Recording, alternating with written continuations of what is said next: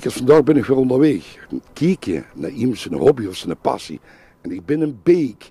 En hij is iemand die heet zijn passie, zijn hobby, Tweede Wereldoorlog. Ik ga nu eens even naar binnen kijken wat dat allemaal is. En ja, er staat al het eerste onderwerp. De tank. Kom op.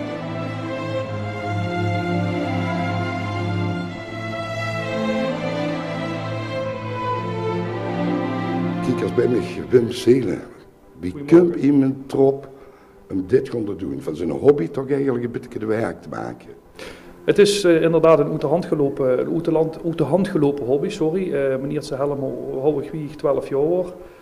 En door bepaalde omstandigheden heb ik de mogelijkheid gekregen voor meer tijd en kwam dit pand voor een groot deel leeg te staan. En vond ik het belangrijk dat er toch een kwalitatief heel goed museum zou komen in Limburg. Dus vandaar dat ik dat van mijn hobby mijn werk heb kunnen maken. Vroeger zag je altijd van ons Duits spelen. Is dat eigenlijk te dik geweest van dat ze daardoor gaat van ik wil daardoor, ik wil ook soldaatjes gaan spelen en dit is er dan gekomen dan? Ja, met soldaatjes spelen hebben we natuurlijk allemaal gedaan, maar dit is toch het anders. Het is ook meer de interesse voor de hele periode wat zich daar heeft afgespeeld. En ja, doordat ze er steeds meer probeert zich in te verdiepen door middel van lezen en dvd's kijken en de reportages, gisteren ook spullen verzamelen. Dus dat is eigenlijk een beetje een rode draad die er doorheen loopt.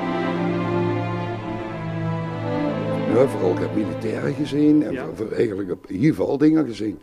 Maar heb je ook gehad van het verzet, want dat is een verhaal over iemand die hier ondergedoken heeft gezeten. Ja, we hebben een heel thema gewijd aan het verzet over de zolder van Frans Kannerek, boer ondergedoken heeft gezeten. Die bestaat nog steeds, dat zien ze nu aan het verbouwen, dat pand. En die mensen is met zijn familie vanuit Duitsland in 1933 heen naartoe gekomen, omdat Nederland toen neutraal was. In de Eerste Wereldoorlog hadden ze de hoop dat hij ook zo wordt.